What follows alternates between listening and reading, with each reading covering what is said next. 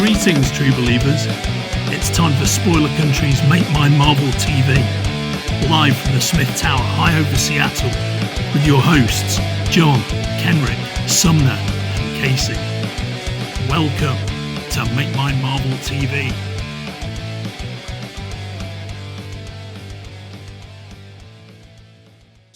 Falcon and the Winter Soldier, episode 3, The Power Broker. Yep. They end up going into a place that I never thought I would see in a Marvel show. Yeah. Especially given especially given that it is so heavily associated with like the X-Men side of things. In general, yeah. They end up going into Madripoor. Yeah. Kind of crazy. The first part of the episode, they end up breaking out Baron Zemo from prison, and I loved how they did this little segment, because it's basically a Winter Soldier. It's very Ocean's 11 style. Yeah, he's talking to Sam about, hey, I have this idea, blah blah blah blah blah blah blah, and then boom, unbeknownst to Sam. Bucky had already put it into motion because he knew Sam would say no. Yeah. And then who meets him in this parking garage or what storage area, whatever, something like that. None other than Baron Zemo himself. Go ahead. Is he one of the most likable characters on the show now? Daniel Bruhl. Holy shit. It's impossible to watch a show, and whether Daniel Bruhl is the good guy, the bad guy, or the anti-hero, or whatever you want to call it, it's hard not to like him. Because he's so good at what he does, he's like an actor's actor. You know what I mean? I've never seen him before outside of. Oh, he's in Marvel. He's the. You know who he was? He was in the Quentin Tarantino. Oh God, the one where they're killing all the Nazis. The Bastards. Yeah, the Inglourious Bastards. He's the German sniper. Oh. That you're thinking is having the issues of but then he just ends up being a piece of shit Nazi at the end. That's Daniel Bruhl. He's just like killing people. Yeah, and then if you get into watch the show The Alienist with it, I've wanted to see that. Yeah, that's Daniel Bruhl there too, and the guy's fantastic. We've tried to get him on the show a couple of times, and we were close. I think we had some mishap that his schedule wasn't allowing him to get on. So. We're going to keep trying. Yeah, fantastic actor, and really brings a lot of levity to the scenes that he's been in, which is good because the show gets kind of heavy sometimes. There's been a lot of his levity also kind of helps to push the characterization a little bit, which is great when you can have that kind of that confluence of like, a little bit of lightness, but also it propels the character and makes a more well-rounded character. It's fantastic. Yeah. And so they end up having to track down the scientist who may or may not be making the super serum. Yep. And that makes them end up going into Madripoor. And what happens next? Well, I was surprised by was when you get to Madripoor and they're doing everything and they go to the nightclub and they're, asking to talk to, I can't remember what they call him now, the boss person. The power broker guy? The power broker. Is that what they asked for? Yeah. That's who they're calling it. Yeah. Even that's the name of the episode and I totally spaced it. But what's the old FBI agent? Was she FBI that was protecting Steve Rogers in the apartment complex? Yeah. And then it's not that I forgot about her, but I didn't realize that she was ousted. I don't know if they ever actually explained that or if they ever said that before. That she became ousted from everybody else, and like all these people got a pardon, and she's still basically on the run. Yeah. She put her career in jeopardy, her life in jeopardy to help Sam and Captain. Yeah. So So that's awesome. Good. But they end up going and meeting up with her, and one thing that I liked about Madripoor is it seemed like a fully realized place. It did. They were talking about the high Madripoor and then the low Madripoor. Yeah. So like the good part of town, the bad part of town. one criticism that I do have is for a country that is, supposedly in Asia somewhere. Yeah. I didn't see many Asian representation.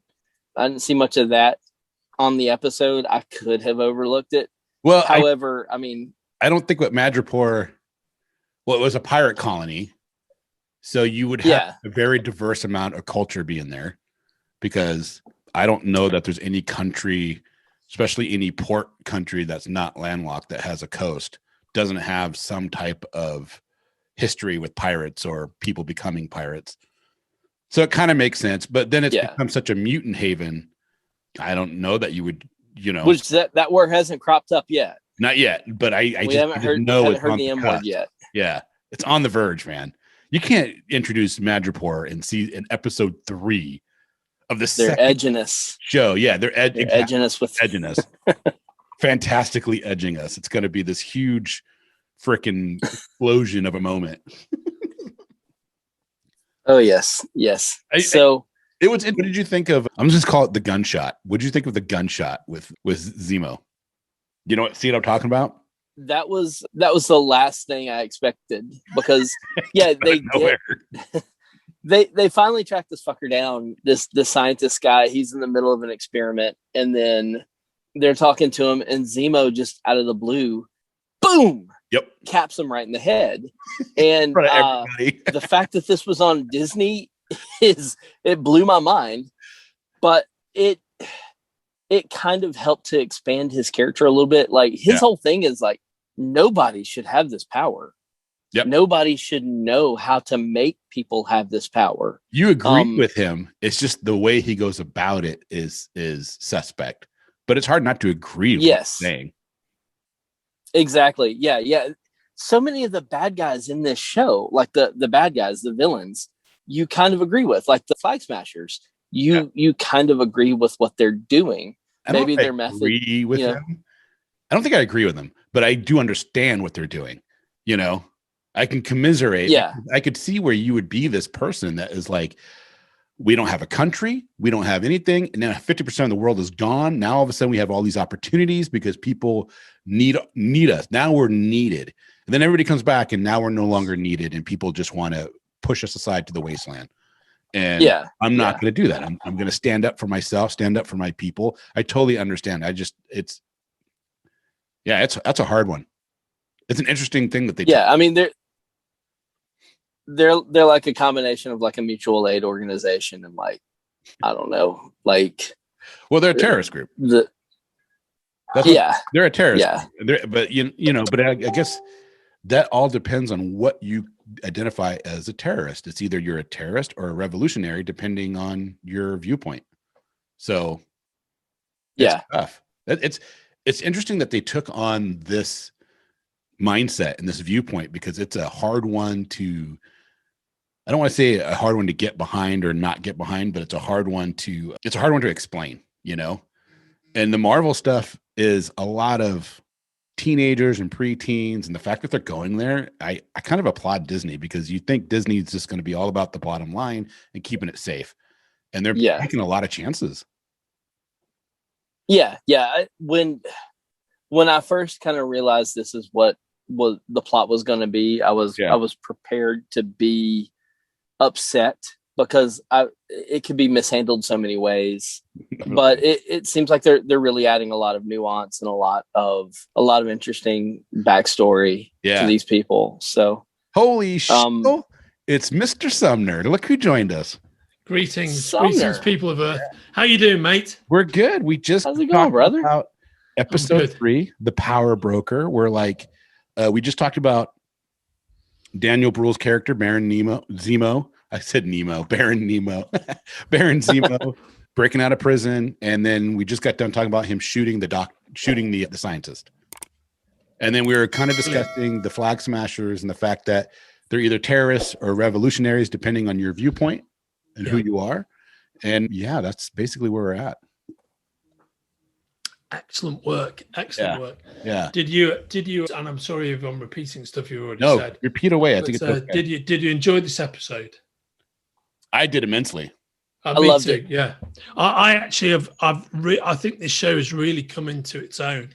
And I've really loved the episodes 3 and 4. I just think they've been fantastic. They've just been going to a place I didn't completely expect, but I've completely enjoyed. Episodes 5 and 6 is going to be crazy, you know? Yeah. Is it 6 episodes or is it 5? I think it's just 6. Yeah, it's 6. If you go to IMDb, right. I thought there was only one left. I thought it was 5. Okay, that kind of makes sense. I thought there was only one episode left, guys. We were talking about the audacity of Disney to be this crazy with this show, you know? They go hardcore. You know, I love it. They shot that guy in the head and they didn't even have any clips of doing it. Oh yeah, no, it's great. Where they've gone with it, I think, is great, and it really fits those characters, and it really fits that mythology that essentially Ed Brubaker and Steve Epting created. Yeah. You know, in the like early noughties version of Captain America. It's really all of that. I feel like it very much has that kind of flavor to it. Yeah, and yeah, I've really been enjoying it. I think Daniel Bruhl has been fantastic. He's like an actor. We were just talking about how awesome he is. Oh, it's just so good. But maybe you've covered this off already, and really, I guess maybe this is an entree to talking about episode 4. But I tell you who else has been fantastic has been Wyatt Russell. I think he's just been phenomenal as John Walker. Yeah, he's been great. And love to hate the dude like took all that shit, when he, you'll never be Captain America. Of course, he's not ever supposed to be Captain America. That's the whole point. When you watch it play out now, it's like, this guy's the fucking bad guy, dudes. He's not supposed to be. He's not supposed to be a bad replacement for Chris Evans. He's supposed to be Wyatt Russell playing John Walker, who you're never gonna like. You know what I mean? Yeah. What did you think of them introducing Madripoor, Sumner? Because we were talking about how excited we were that they were in Madripoor. I was very excited by that. I love the way they portrayed it as well. They gave it that very kind of crazy sort of tropical city, multicolored, almost Hong Kong kind of quantity to it. Do you know what I mean? Yeah. Quality to it, rather. I just thought that was phenomenal. Yep. I'm just noticing because Casey is like finally in a clear mode. Usually we get Casey on his camera and he's for like the first time in weeks, it's like for the last couple of weeks, it's like you've been dialing in from the circus or something, you know what I mean? And all this funny shit has been happening, like your face has been disappearing and your limbs have been disappearing.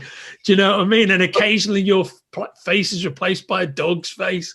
You know what I mean? It's like you're calling in from like some sort of Steve Ditko kind of like visual scape. You know what I mean? He's a Rankin Bass cartoon. Yeah. No, absolutely. What's funny, looking at Casey's beard and the color and my beard and the color is in our roundest face, we could be cousins. I mean, there's no doubt that when you look at your physicality, the two of you and Johnny as well, you think there's a genetic through line with all of you. Do you know what I mean? Yeah, no, absolutely. Kind of funny. It's kind of funny. So, but Madripoor, typically everybody knows who loves the comic books knows it's a mutant haven. And is this and Hulk's old stomping grounds too? Yeah. Well, is it going to be just Disney dipping their toe? What are we witnessing here with episode 3? Well, I'm sure they're just opening a door. They're opening a door, which is what the Feige era MCU. Well, there's only it's all the Feige era MCU, right? But that's what they're particularly good at, I think. Particularly good at dropping these things that pay off quite a bit later. And I'm not sure they've always figured out how they're going to pay off, but they introduce them and then they're just very good at coming back to them when the moment is right. They're very good at salting these things in. And just the fact that it's opening that door automatically has everybody talking about it. And I think part of the process is they get into these conversations, that they see what the fan conversations are when they introduce something. And I think just looking at those fan conversations is part of what they use to actually inspire them when they're in the story room and they're figuring out what they want to do, if that makes sense. I missed all of that. Sorry. Yeah, no worries, mate. I'm going to say it made perfect. I'm going to give a completely different answer now. Yeah, I'm going to say a completely different thing. I'm going to say that's completely correct and everything. Yeah, absolutely. As always. Yeah. So yeah, please carry on. 3. What is the ending of 3? It's been a couple weeks now. Okay, so there were a few important things that happened. There we go. Number 1, you need to talk about Flag Smasher. What's her name? Carly? Mm-hmm. Yeah. They decide she allows the building to be bombed. Yeah. With all the people in it. Yep. That was a character turn. That was a really big character turn, especially when you see her initially as some kind of savior figure, some kind of terrorism. Altruistic. Yeah, for like doing it for the right reasons, but ultimately somebody who fights for her people. She allows a building with her own people to be bombed in it. And she has a very cold response. I forget exactly what she says. That was huge for me. And then secondly, at the very tail end of the episode is when we see some characters from Black Panther. Yeah, that's right. Yeah. Which I've noticed they haven't said anything about Black Panther passing away. Mm-mm. Yeah, I mean, I don't really think they're going to address that until they get into the Black Panther movie, because this would have been shot, by the way. Most of this was shot before that actually happened. That's the other thing to bear in mind. There you go. Yeah. So do some principal stuff on the second one. The filming of, I was just going to say, the filming of Falcon and Winter Soldier was mostly in the can when COVID hit, and they only had a few weeks left to go. Yeah. And it took them a year to get to that because of the COVID deal. So, sorry, what was the question you just asked? I was wondering, I don't know have they even started principal photography on Panther 2? That's a good question. Yeah, I think if it's not started, it's just about to start. Yeah. Because I was reading an interview with the guy from The Office, the guy who plays Dr. Watson. What's his name? English actor. He's in Black Panther. He's in Yes. Yeah, he was the Hobbit. Yeah, the Hobbits. Yeah, I mean, come on, what's his name? I can't remember. I know who you're talking about. He's great. Yeah. Well, anyway, that great British actor, right? He was talking about the fact that he is in the next one, playing the same dude.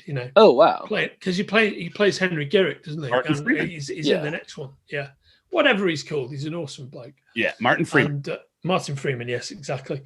So I think they might be on the cusp of starting principal photography. It might have started already. That'd be interesting. Yeah, but I don't think we'll address.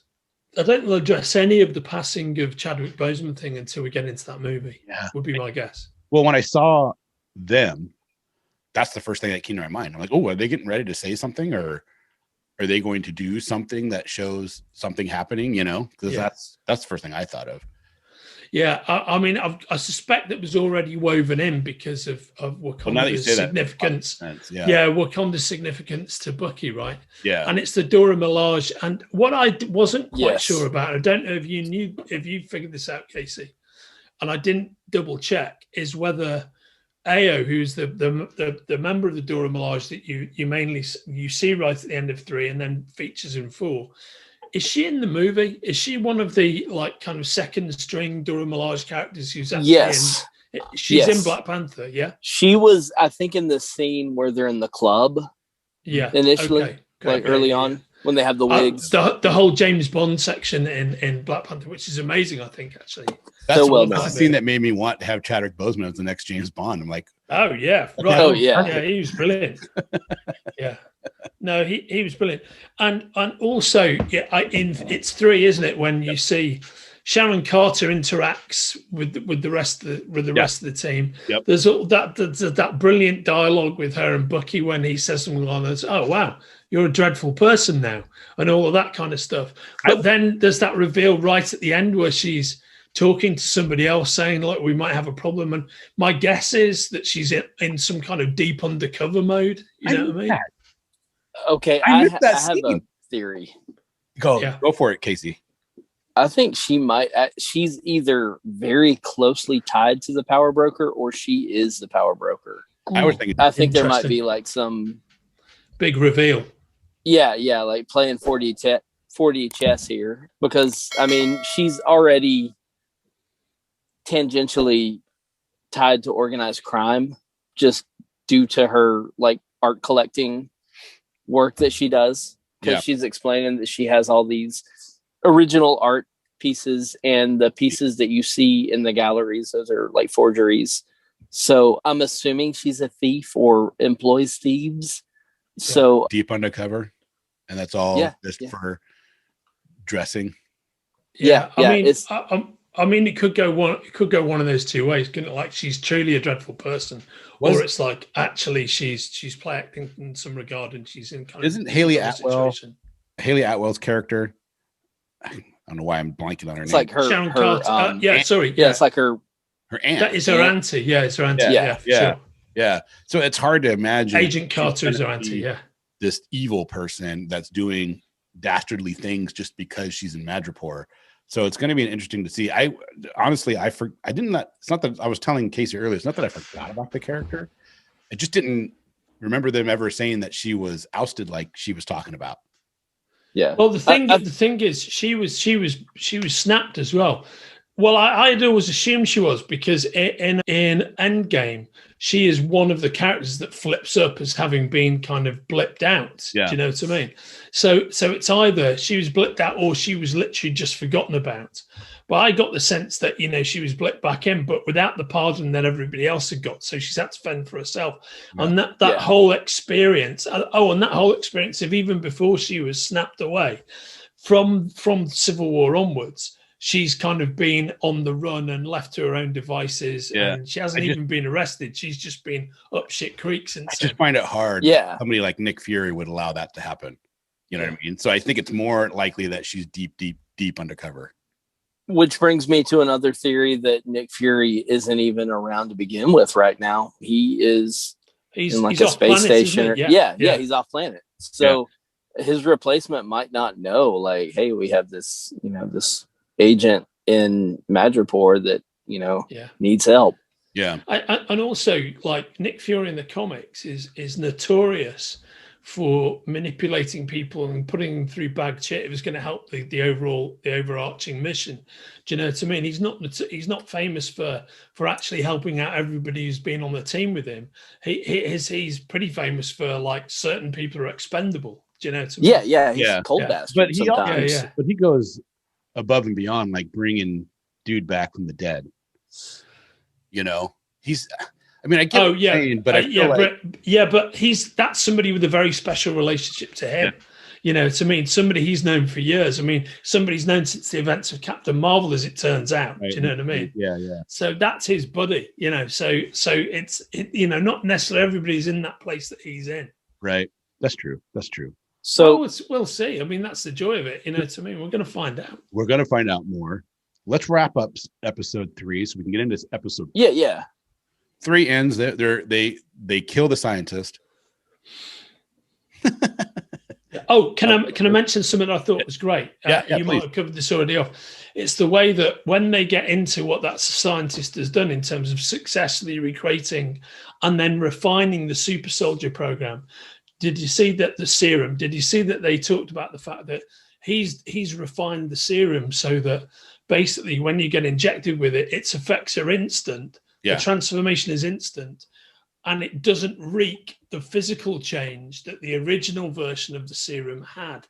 Yes. And they particularly paid lip service to that, which is why Carly and all her guys just look like regular people, but she suddenly roided it out. Right. Yeah, exactly. And I thought that was a very interesting thing to do, and also the fact that it's instant. So that sets up ultimately what happens in 4 with John Walker. I thought that was very interesting. Right. And well, it makes life easy for them too. They don't have to go and get it. They don't have to fuck around with the Vita Rays or any of the transformation chamber. I'd be kind of pissed, honestly. Like, really? Like, but I want the body transformation. You know what I mean?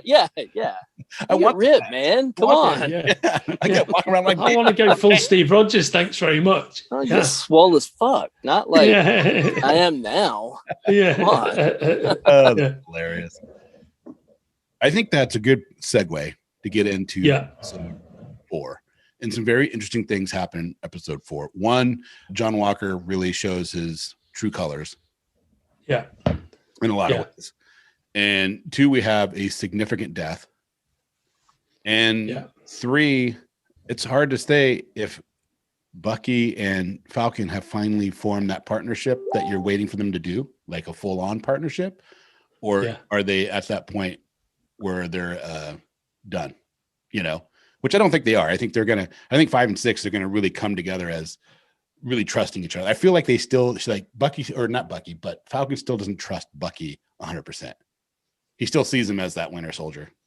Yeah, and they're both like messing with each other still to a degree. I mean, I love the fact that their relationship wildly flips back and forth between, basically legit real stuff and the comedy licks. A lot of the comedy licks about the whole show encoded in their relationship and their relationship with Zemo, by the way, which I really like. I really like. I think they're best friends that don't know they're best friends.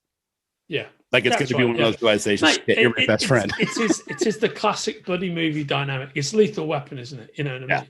Yeah. It's Lethal Weapon. It's very similar to Lethal Weapon in many respects, actually. What did you think of Baron Zemo trying to convince Falcon that he has to let that girl go?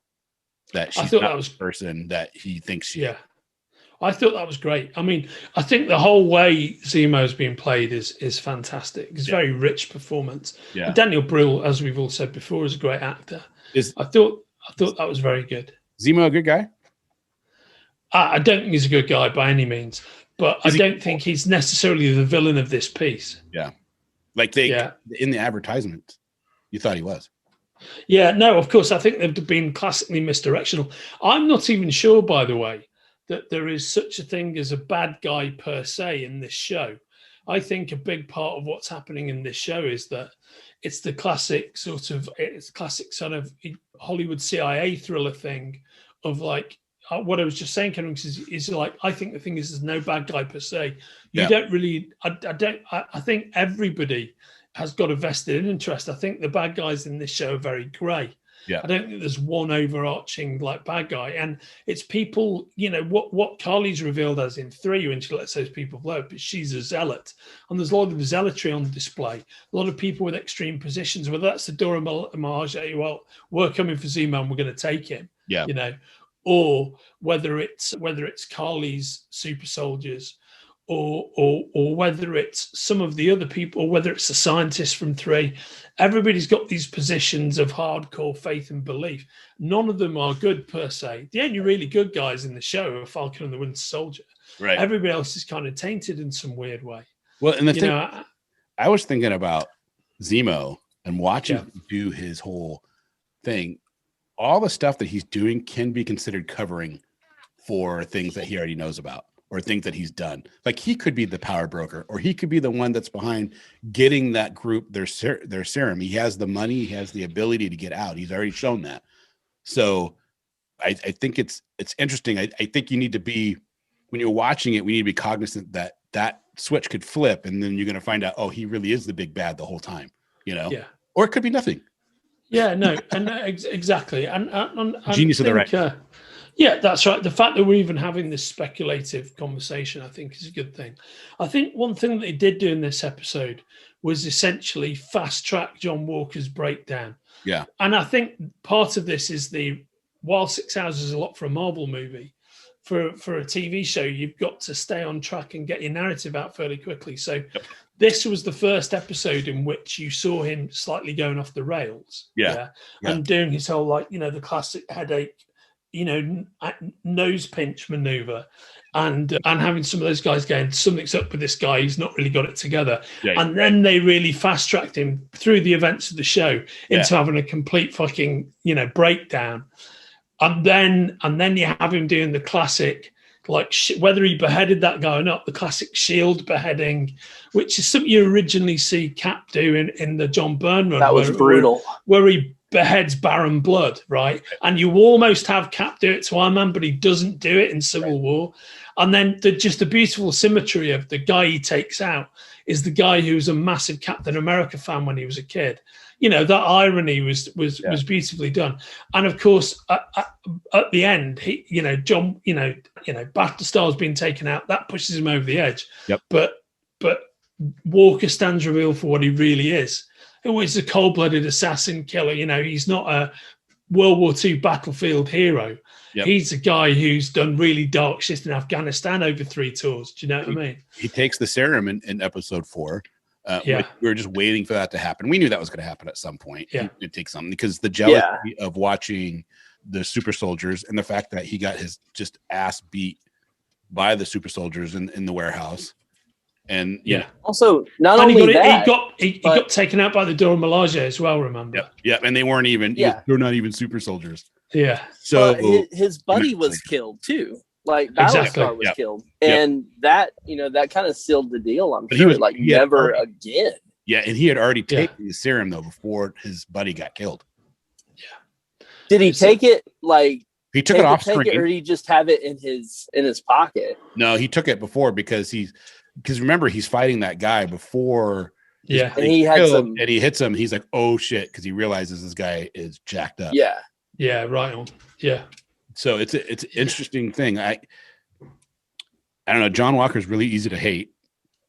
You can kind of see it from a normal person's perspective that if you're putting that situation and you can't, there's nothing you can do, right? You could be this elite person and have all the training in the world and you're fighting these super soldiers. There's nothing you can do because you're just not, you can't, right? I mean, they're picking up cars and they're smashing things. You can't compete with that. I did understand his frustration fighting Dora Milaje. There's a part of me that feels like they're a little overpowered for being normal people, because I mean, it doesn't matter. I mean, they could still beat him, but the way they beat him, like it was nothing to them, was a little much for me. I think I thought that it should have been a little bit closer because he is this elite soldier. He is somebody who's gone through all this stuff.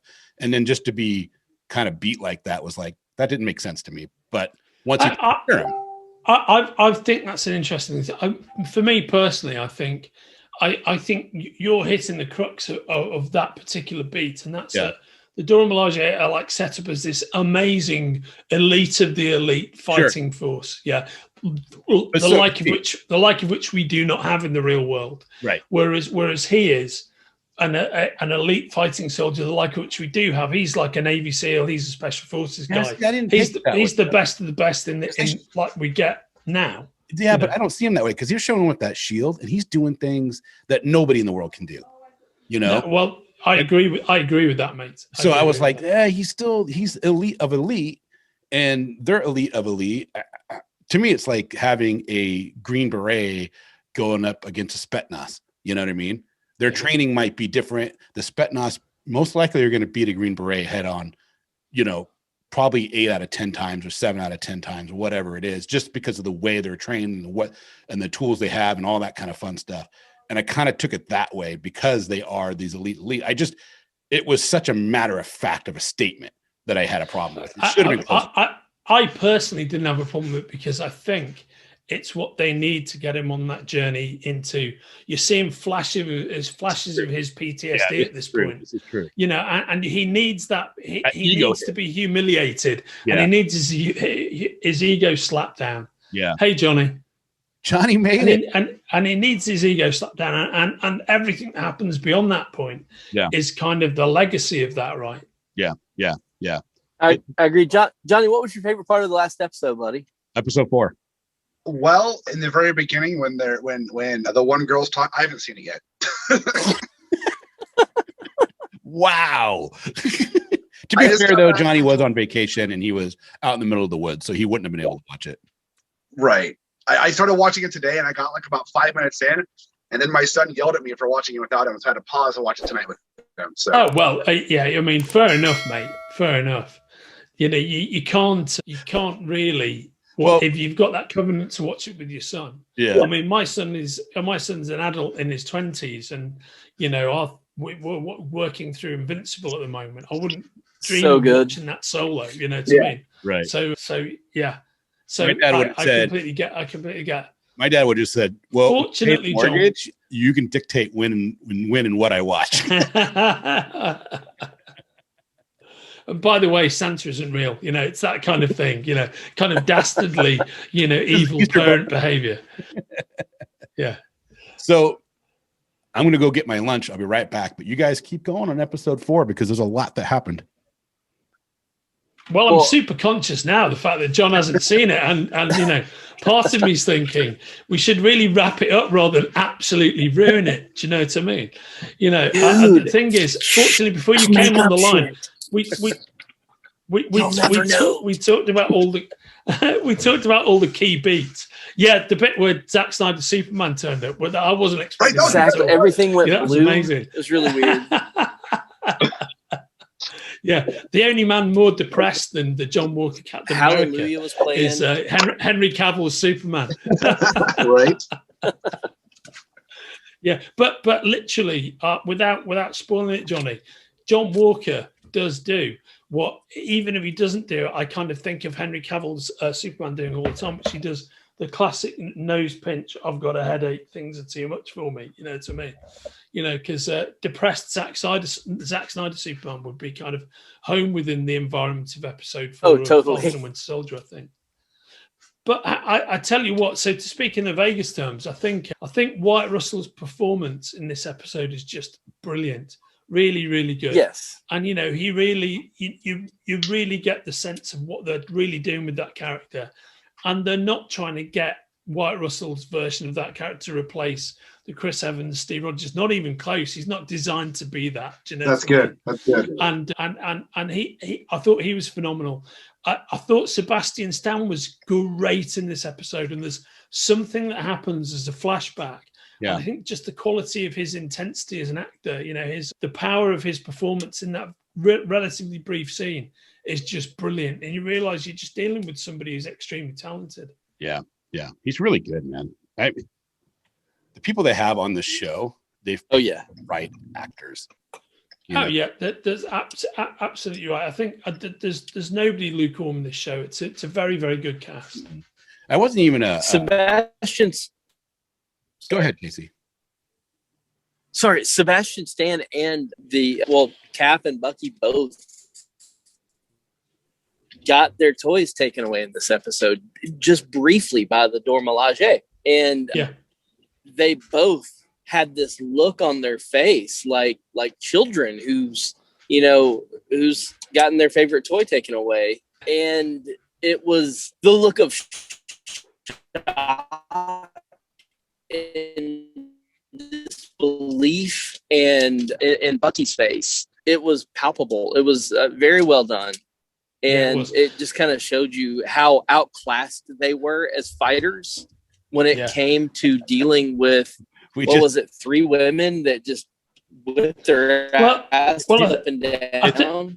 I think the thing is that John Walker is convincingly outfought by them, and Bucky is out-thought by them. That's the thing. Yeah. What they do to him is, and again, I'm not going to spoil it for you, John. But what they do to Bucky is they outthink him, what they do is a surprise, and it's brilliantly done. Yeah. You know, and as soon as you see it go down, it's like, it completely makes sense that they've done this. Yeah. Yeah. Yeah. Look at Johnny be a dad right now. Hands up. There's my niece. There's my great niece. Look at her. Hi.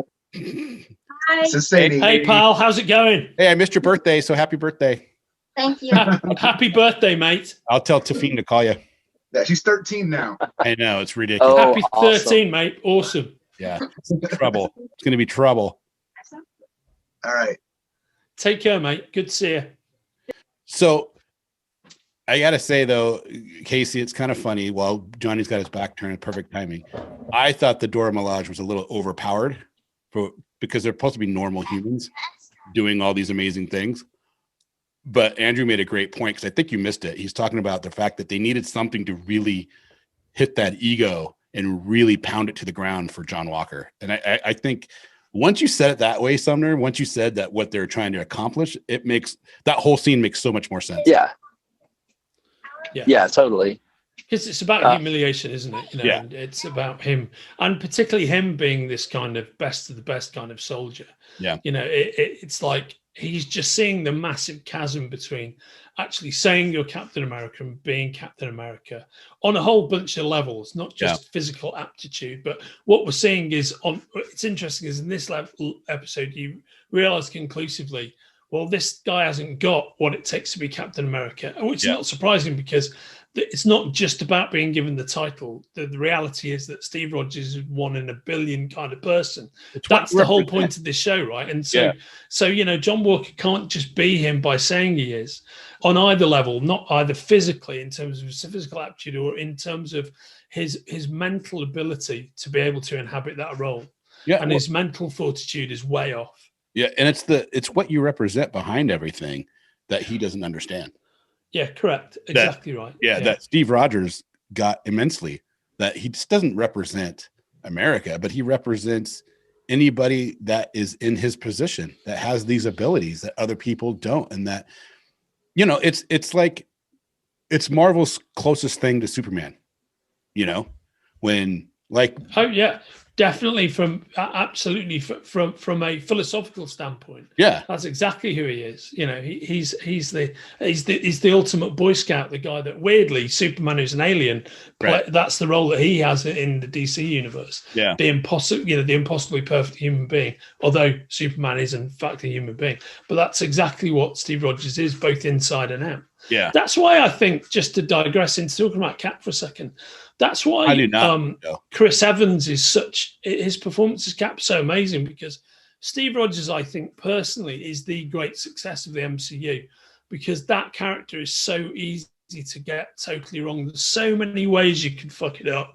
Yeah, but to actually adapt Captain America perfectly and write him so well and have Chris Evans nail that performance in every movie he's in and every scene that he's in. Yeah. That's a major feat. Yeah, because he never got it wrong once, because Evans himself in reality is quite a motor mouth kind of smart ass kind of guy. He's much closer in personality to the way he plays Johnny Storm, or he's much closer to the character he plays from The Losers, probably more than anything else. He's in reality, in real life, he's that guy. Yeah. So for him to do the whole Steve Rogers of it all, it's just an amazing performance. Well, let's give Johnny a major spoiler, because it's going to happen, and he doesn't really care about spoilers unless it's overtly. But when John Walker kills that guy, bashing his head with the shield, and everybody's got their phones out, what's going through your mind? Casey, you want to take that one first? Well, he already brought it up already, but the guy that he but we didn't really bring killing was had just talked about how Cap was his hero and how much it represented to him. Whereas is that what you were thinking about though when he was killing that guy? Yeah. No, what was I supposed to think about? I don't know, man. I'm just asking the question because you said that Sumner already brought it up. So I'm just wondering what you yourself, because I wasn't thinking. Yeah, I was shocked. Yeah. I was going through. Everything changes for this guy, and I'm thinking maybe in episode 5 we see the shield taken away. Oh, that's so not Cap to do that. No, that's right. Brutal slaughter. Yeah, and also, basically, so since this bit has been spoiled for you, Johnny, it's a character who expresses to Carly's amusement earlier in the episode that, in fact, growing up, Steve Rogers, Captain America, was his big hero. And he was an impossible fan, and the irony is he ends up being taken out by Cap. Yeah, at the end, but it's. I kind of, the minute Battlestar got killed and he got that kind of set to his face, I thought, it's all going to go horribly wrong now. You're going to see him take somebody out, and it's not going to end very well. Right. Yeah, and I thought, well, maybe there's going to be a big all-out battle and he's going to end up getting killed. But what they actually did was far better than that, and far more shocking than the fact that you see him in front of the eyes of the world, revealed as what he actually is, which is like a government assassin, not a hero. And he just steps into this huge brutality. Yeah, well, he's a fucking mess. They have shown the scene, and I don't doesn't mean they're going to, because they don't all the time. But in the previews before the show dropped, you saw the scene where Bucky and the Falcon are practicing with the shield. Well, I think that's coming. Like, it's either a massive misdirectional gag, which they could have done, or it's coming later in the show. Once whatever's happened to Walker happens. Yep, and that's what made me think maybe he loses the shield in the next episode or in episode 6. Of course, one of the things that they might do, which might be one of the big twists of the show, I'm not saying it will be, but there's a number of ways they could go. One of the ways they could go is there actually isn't going to be another Captain America. It could be one of the conclusions is Captain America, as embodied by Steve Rogers, such a fucking one-off. Yeah. You know, you can't actually come up with another one. And, you know, Sam might end up getting the shield, but he might not end up being Captain America, for example. That's definitely a place they could get to with this. I think a lot of the characters that we see, including Bucky and all of them, I think Sam, though, is the closest we can get to a Captain America. And if he was to take the serum that America took, I kind of feel like he would have the same value set. Yeah, 100%. Because he's got warmth and he's got heart. And what is he? At the end of the day, he's a counselor. That's what he is. And they've lent into that very heavily in the show, particularly as it's gone along. You know, his whole dealings with Carly come from a position of empathy rather than, look, let's have a fight. He's trying to talk the whole thing down all the time. And that's who he is. You know what I mean? I think that's a very important part of his character. It is in the comics as well. The empathic nature of the Falcon is a really important thing about who he is. I think it's interesting that you say that, too, because I didn't make the parallel, because when the blip happens, Endgame starts with Rogers counseling people about the blip. And that's kind of funny that you said that. Which is him almost taking the mantle of Sam Wilson on. Because when you see Sam Wilson in the first place, when you see him in Winter Soldier, you know, or I think it's Winter Soldier he first appears in, right? Yeah, it is. What is he? You know, he's a counselor for soldiers suffering from PTSD and whatnot. Yep. May I bring something up real quick? And then I got to drop out. Casey. One thing that happened was Baron Zemo was talking about how, you know, hey, would you take it if you were off? Oh, Casey, you are not, without hesitation. I was like, I want to say hi to them. Can you not hear me? Yeah, we can now. Okay. One thing. Yeah. Hello. That's hello. Okay, so one thing that happened, Sam was asked by Baron Zemo, like, if you had an opportunity to take it, would you? He looks like you. He looks like me if I were younger. He's got me by like 8 years. 10 years old. Jesus, kid. But Sam immediately, without hesitation, goes like, no, I wouldn't do it. So it's just kind of like a good character. I'm being told to leave the car by a 6-year-old. Say bye-bye. Say bye-bye. Bye-bye. Bye-bye. Bye-bye. Love y'all. Love you all too. All right, y'all be good. Love y'all. Bye. Wear masks. Oh, yes, wear masks. All right, bye. Take care, brother. See you soon. See you, man. Oh, my God. That was hilarious. I never really got what Casey's point was then. Neither did I. Couldn't get it. I couldn't get it. I'll get to it. I guarantee it was long-winded. Yeah, so true. As long as you and I, though. I know. No, I mean, yeah, you're one to talk, neither am I. You know, we're the last people to say, man, that was long-winded dialogue. The funny thing is, Casey and Johnny are much more, they have better manners than you and I. Because we'll jump in and start. No, yeah, right. I know, mate. I know. Yeah, no, Casey's brilliant with his hand up thing, you know. Oh, yeah. It's those southern manners. Yeah.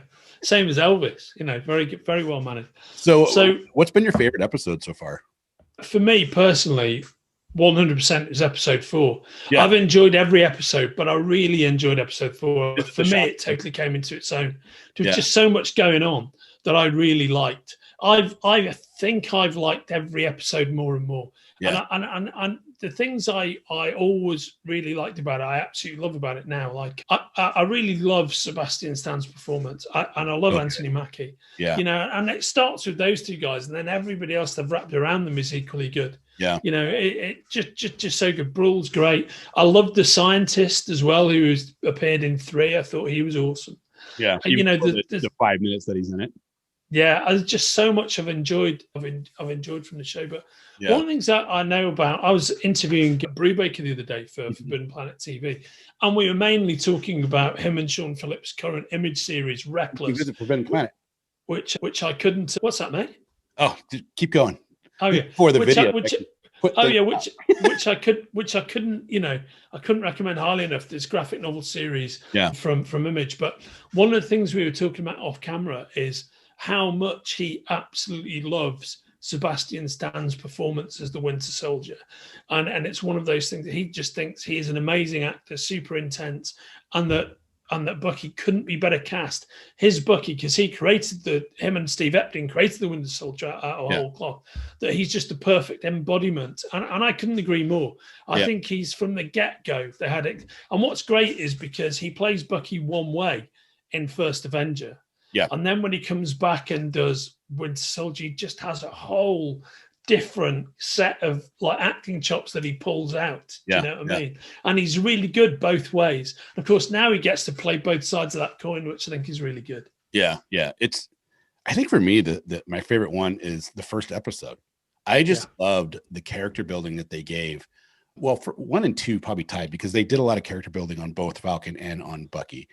Bucky's whole PTSD of being just completely brainwashed and having to go through the steps like an alcoholic and try to build that amends, and that whole heartbreaking scene with the old Asian guy that he killed his son years before, and he's meeting him and going to dinner with him, and you can tell he's trying to build to ask for forgiveness in some way. And it's just like, I thought that was so, I love that. I love those kind of moments in a show, even though I love the action. Don't get me wrong. I love seeing it, but I thought that was just so poetic in a lot of ways. And the fact that he's having to deal with this is, I don't know. To me, that's what I like the most. And I love that his amends book is Cap's notebook from when he came back. That Steve's obviously given him at some point. I thought that was amazing. I thought that was truly amazing. It's great. Do you ever think we'll have a chance to see Captain America again? I think it's more than possible that it could happen at some point. How much money? I don't think it's going to happen in the near future unless they pull a major surprise out and old Steve turns up in episode 6, because they've kept it deliberately mysterious what's happened to old Steve. Remember, one of the things I was speculating at the beginning of the show is that, oh man, maybe the first episode is old Steve's funeral, but it wasn't. So old Steve is still technically around somewhere at this moment in time. He's hiding. And might be destined to live to like the equivalent of 150, even though he's 132 or whatever. What I mean is he might still have, because he's still got the serum in him. That's clearly kept him alive for a long time. So it could be that he'll turn up again. But also we're about to get into time. We've already gone into time travel. We're about to get into the multiverse.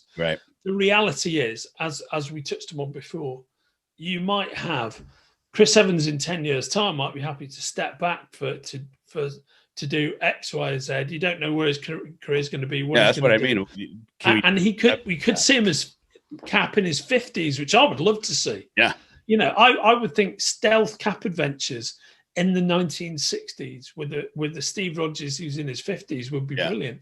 And even, do you remember that picture we were banding around, which was clearly some kind of fan-made image, but it's Steve with a super soldier suit on, not the Cap uniform, but the super soldier uniform, but like with his hair all greyed and a grey beard and everything. He looks awesome, man. Looking a bit like Slade Wilson. I'd love to see that version of Cap. I'm all in. So whatever. But it's like with anything. It's like one of the things that Martin Freeman is in with Cumberbatch is the new Sherlock show, right? And the beauty of that is the original Sherlock books take place over about a 35-year period. So they could not make Sherlock Holmes for 10 years, the new Sherlock series for 10 years. Then they could go back to it and just have them be 10 years older. And you can bring him back later on if you want to. So I don't really think we're going to see him turn up in this, but I think he could turn up in the future. I think you could. I think the older Cap, like you were just saying, would be great. It would remind me of Clint Eastwood in Heartbreak Ridge. Yeah, right on. Exactly. Yeah. Is that older soldier at the end? He's got one last thing left to do, and it's just be kind of cool. I mean, I already miss Phase 1. You know what I mean? I miss those, like the surprises and the new people doing it. And I don't know.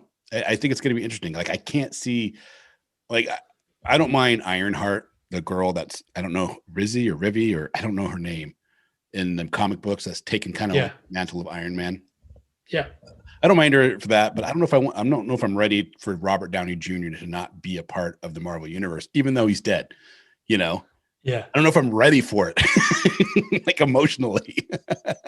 Yeah, no, of course. I think one of the things this is that it's really kind of, an object lesson in how the world moves on. Yeah, so I mean, this is in a microcosm, dealing with the stuff within your fandom for the MCU. Yeah. You have to deal with these things in life. And, I'm a little bit older than you, mate. And one of the things you realize is as you go through life that people who are close to you die, not just parents and, people who are older than you'd expect, I was very lucky. My parents are long lived, as you know, they're both still alive. My grandparents were very long lived. Yeah. I was still hanging out with my pops, who's very influential on me.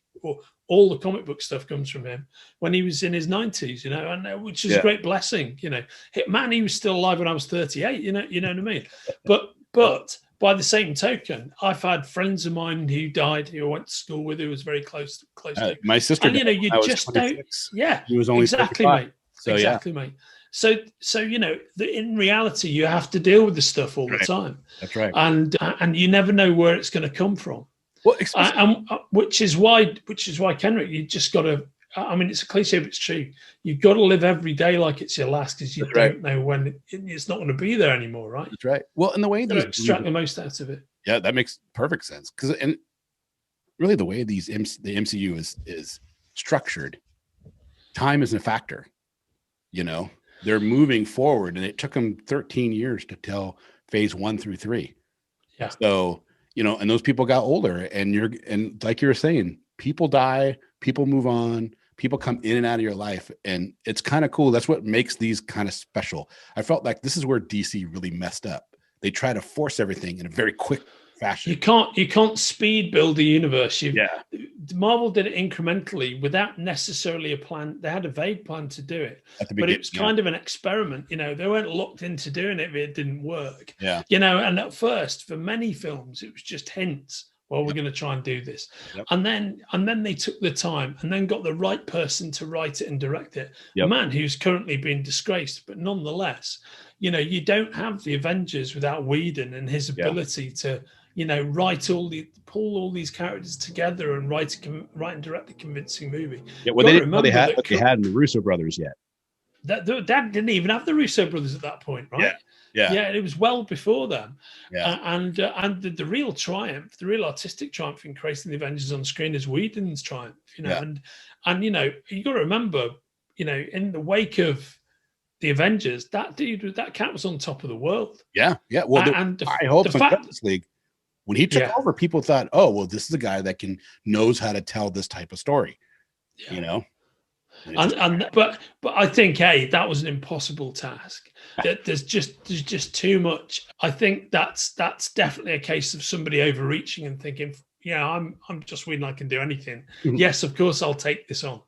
And of course you got to remember there's always been hints that he wasn't completely happy with the final cut of Age of Ultron.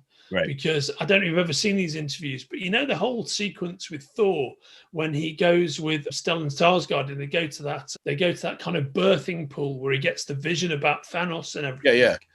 Well, Whedon did not want that in the film, and he thought the film just, basically the pace of the film stopped dead during that scene. And it's a fact that Feige, Esposito, all those guys, they made him put it in. Yeah. And he really did not want to put that in. He felt that it didn't work. And there's an argument that's one of the least successful scenes in that film. It kind of drowns the pace for a second. And usually the Marvel films are so resolutely well paced all the time, right? But apparently when the chips were down, I think the way it played out is, this is all second, third hand, so it could be wildly incorrect. Kevin Feige, if you're watching, which I'm sure not, but if you are, sorry if I'm getting the story wrong, mate. But I think essentially Whedon was he felt pretty bruised by that, Well, you're going to do what we tell you at the end of the day. We think you're a genius, but you got to do this. Right. You know what I mean? And then he was, and so I think part of that, when he walked away, he always said he felt pretty bruised by putting together Age of Ultron. Do you think? So I think part of that going over to DC and being the man who was going to fix Justice League was all tied in with that dynamic. Do you think, though, that if they would have taken him aside and said, here's the umbrella of what we're producing and what this scene means to the overarching feel of everything that's coming in the future, and what it, you know what I mean, would have helped Whedon have a better understanding and said, okay, I can fit this in if we do this. What do you guys think about this if we do that? You know what I mean? Yeah, I mean, I suspect that they did do that, you know, and they probably, and I think he's self-possessed enough to be one of those guys who'd be like, it probably was collaborative, but ultimately the decision still didn't go the way he wanted it to. And I think he's self-possessed enough to go, well, you know, a lot of the issues he seems to, when you hear reports about how he was during the Buffy era and whatnot, a lot of that is him being self-possessed to the max, right? And if you are that self-possessed and you do have that level of belief in yourself, doesn't matter who it is collectively telling you, well, we need to tell this big story, you'd still be like, fuck you. Right. You know, I'm a master storyteller. I know what I'm fucking doing. Yeah. Right on. Yeah. I mean, this is all wild speculation, it is, mate, but that's what makes it fun.